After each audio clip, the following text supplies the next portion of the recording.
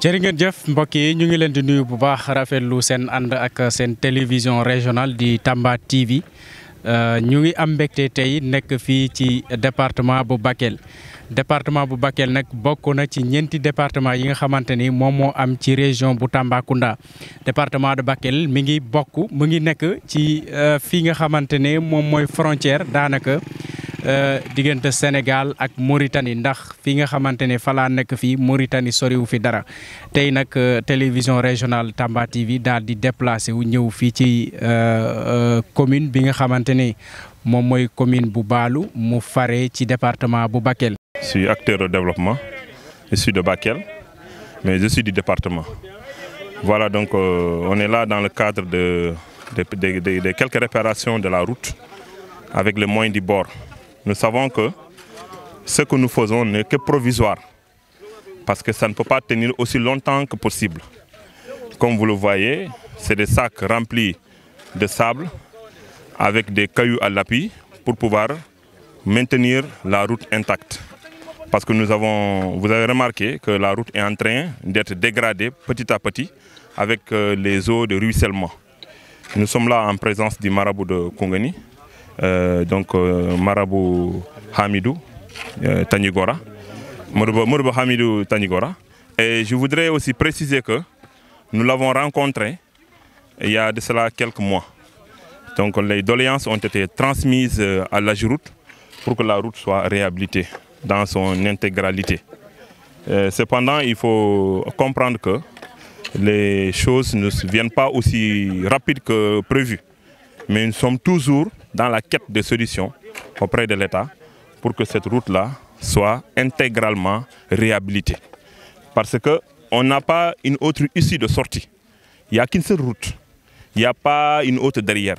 De l'autre côté vers l'est, c'est la Mauritanie, c'est le fleuve.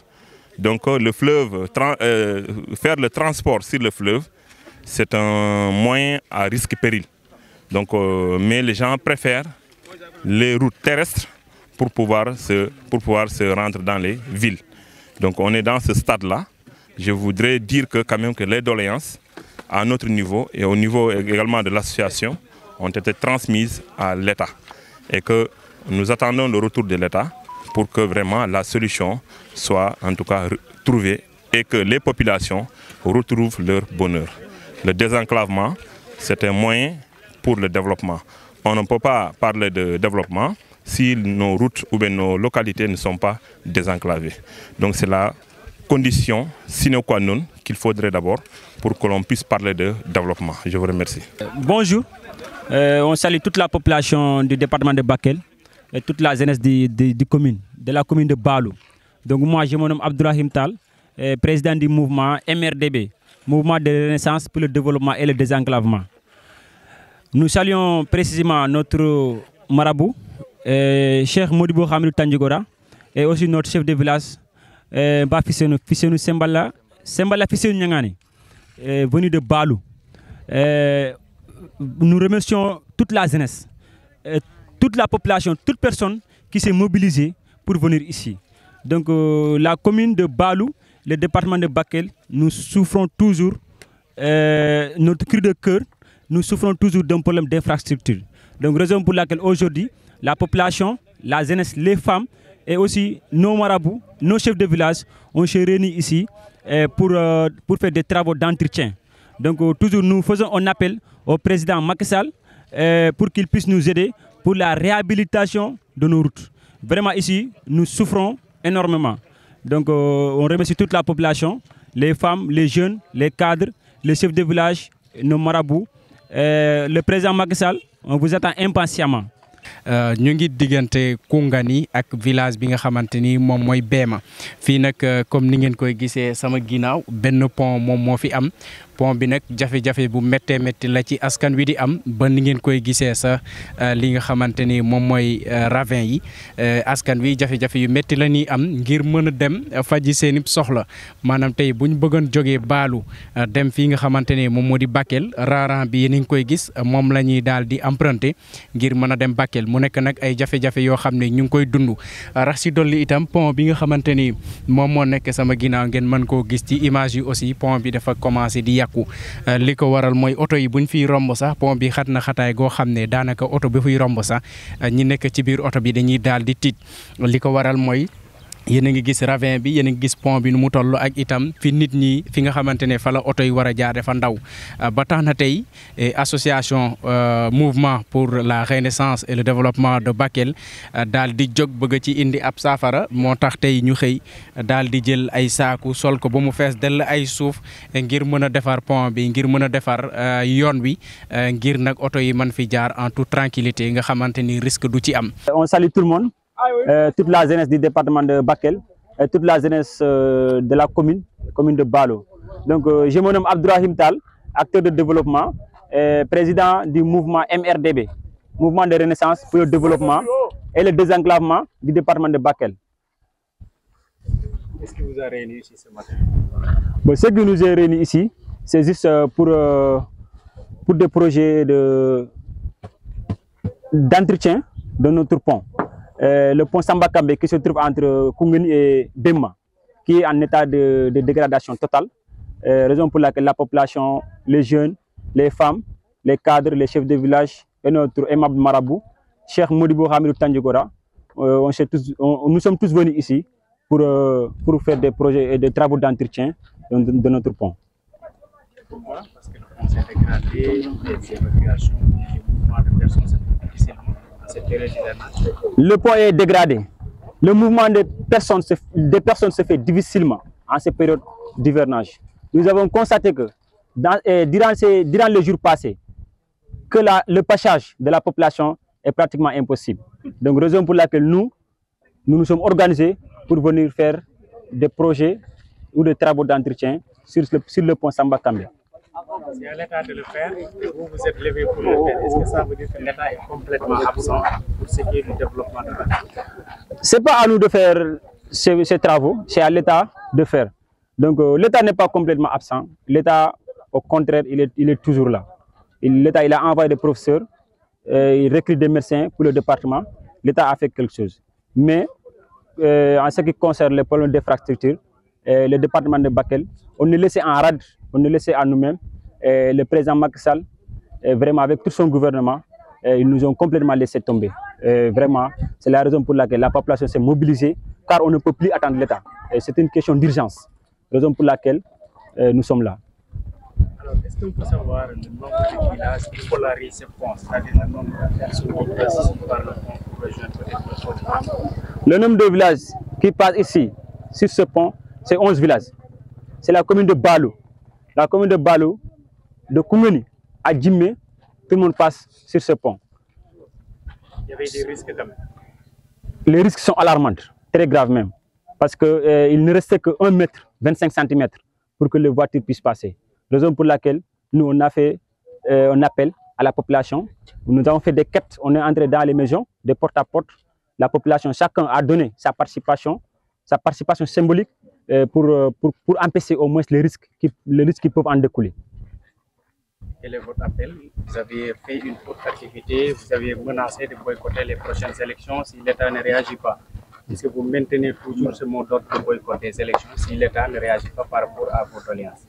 Le 3 mai passé, on a fait déplacer une délégation de Dakar à Bakel. Donc on est parti chez le chef de village de Manaël Diallo, avec tous les chefs de village, la population et la jeunesse. Et vraiment, trop c'est trop. Pour boycotter les élections, vraiment, ça fait partie de nos ambitions. Moi, sincèrement parler, moi seul, si les situations continuent comme ça, moi je ne vais pas voter. Nous allons mobiliser la population aussi pour boycotter les élections. Et vraiment, c'est notre droit civil parce qu'on a rempli tous nos engagements. Donc si l'État ne fait rien, nous payons des impôts parmi tous les villages du Sénégal, le département de Bakel, nos villages, nous payons des impôts, nous payons des taxes et nous avons accompli nos droits de citoyenneté. Donc c'est à l'État aussi, c'est vrai, l'État a fait quelque chose, mais il y a toujours des manquements. C'est à l'État de prendre des responsabilités. Si la situation reste ainsi, il ne serait pas nécessaire vraiment, pour nous donner élection, déjà fait trop, il ne serait pas nécessaire de partir en élection, sincèrement parler. Quand est-ce que date ça? Le pont date de longtemps, mais les situations auxquelles le pont se trouve, ça fait déjà 8 ans. 8 ans, on est dans les mêmes situations. Le pont sont en état de dégradation depuis 8 ans. Et le maire, il passe par là. Tous les autorités, presque, ils passent par là. Et on a informé tous les autorités locaux, le président du conseil départemental, les députés. On a informé le commandant de la gendarmerie de situation du pont. Tout le monde est informé. Mais on est toujours dans les mêmes situations. Il n'y a aucun changement. Je suis Sidi Tandjigora, je suis dans village de Koungheul. waaw lu tax ñu daje fi tey comme yéen ñëpp gis ngeen ko affaire yoon bi la ñu ngi suñu ginnaaw bon yoon bi pour nga jàll fi dem Bakel wala dem Dakar wala jógee Bakel wala jógee Dakar ñëw fii lu jafe la loolu moo tax ñu ne ñu daje fi tey ñu def quelques travaux maanaam ñu def tuuti liggéey mënuñu def lépp parce que liggéey bi état moo ko war a def. Voilà, du coup, ñun dañoo ñëw rek parce que dafa am loo xamante ne lu metti la pour auto jàll fi loolu moo tax ñu ne bala ñu jël risque bi kon ñu ñëw ñu xool lu ñu mën a def ñu def balaa nawet gi di passé loolu la. kon jéggi woon wala rombu pont bi dafa amoon ay risque ci oto yi oto mënoon na fi daanu à tout moment. waaw loolu mooy wërante xuuxaan tekk tubéy rek loolu moom risque bu bëree bëri la te risque bu rëy la. yow mii gis nga ko en tant que journaliste yaa ngi nii liggéey bi sa kanam lañ ko def yow gis nga risque bu métte nga ci keroog am na benn oto bu jógee Dakar tuuti moo tax parce que yàlla mu mabbu fi mais yàlla rek moo ñu suturaal loolu moo tax.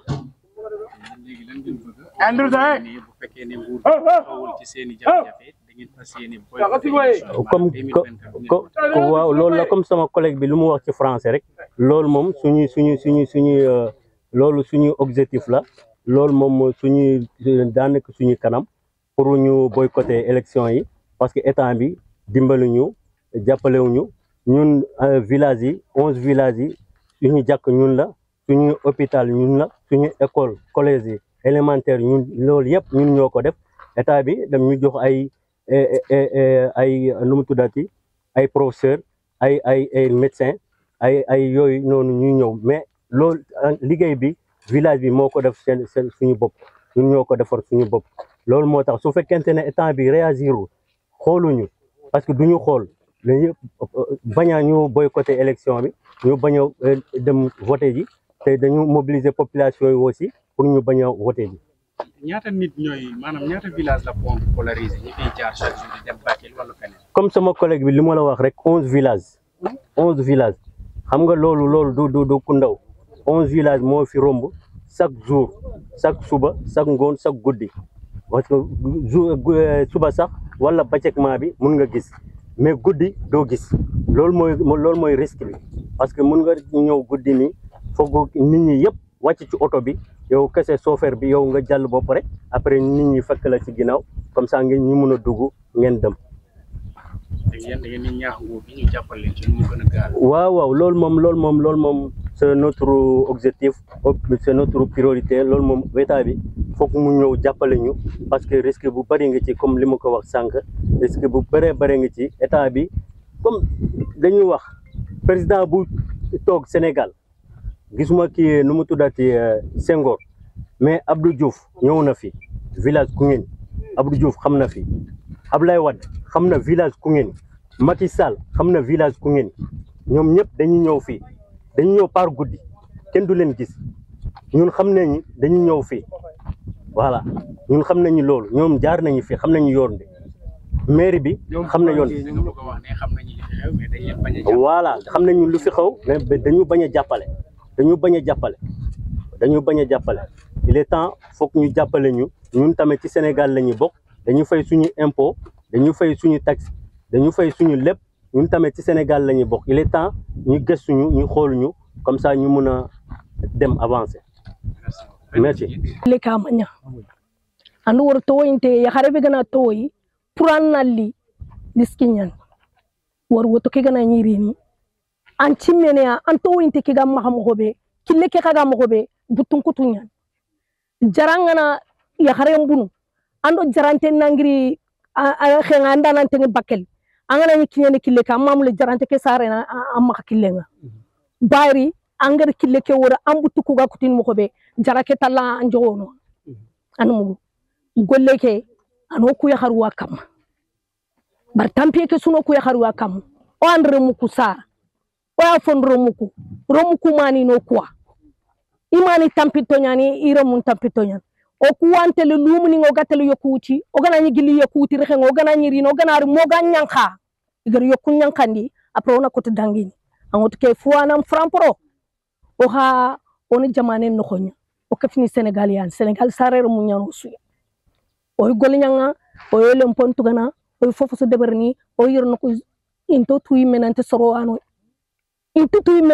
ano har gunnen pulu nyam poso bari ma tunante soro ano o han soro no xonya yo wacce ko na war ko ndo assalamu alaykum wa rahmatullahi wa barakatuh mbel ma fatel len nak département bu Bakel mi ngi bokk ci région bu Tambacounda li fi yeewoo ci ay doomi aadama bari na lool jafe-jafe wi askan wi di dundu moo nekk wàllub yoon ndax nee nañu pont bi ci atum 2008 la ñu commencé di ko créer boobu ba tey nag jafe-jafe rek bu nawet xasee ba jot la ñuy am ngir ñu mën a jaar ci pont bi jëm ca dëkk bi nga xamante ne moom mooy Baalu nag boo fa taxawee yaa ngi seen village yi nga xamante ni ñoom ñoo nekk ci Mauritanie maanaam fleuve bi rek moo dox diggante Baalu ak Mauritanie donc ma ci ànd ak sama caméraman di ki nga xamante ni moom mooy Espa di l'homme d'affaires ñu ñëwoon ci Bakel tey mbokk yi ngir yëggee leen jafe-jafe yi ngi metti yi nga xamante ni askanu Bakel ñu ngi koy dund mooy pont bi nekk diggante Béma ak Koungani di ñaari village yoo xamante ni mi ngi fare ci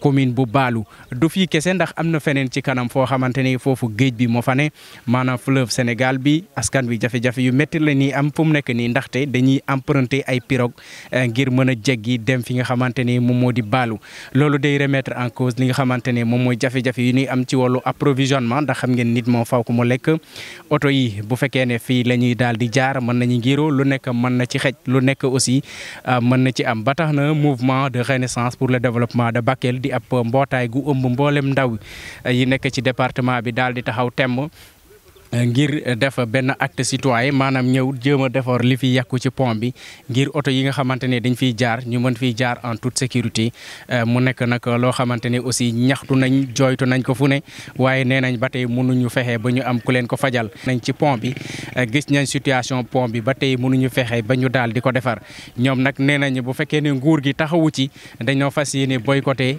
prochaine élection présidentielle yuñ fas yéene amal ci sunu réew mooy le 24 février 2025 ñu ngi leen di sant bu baax di leen gërëm mu nekkoon votre serviteur Ousseynou Sow ñëwoon fii ci Bakel ànd ak ci ak sama caméraman di l'homme d'affaires Tamba TV comme d'habitude ñëw ngir vraiment taxaw woon leen la réalité sur le terrain ñu ngi leen di sant bu baax di leen gërëm di leen jox dig daje ci beneen yoon ci beneen reportage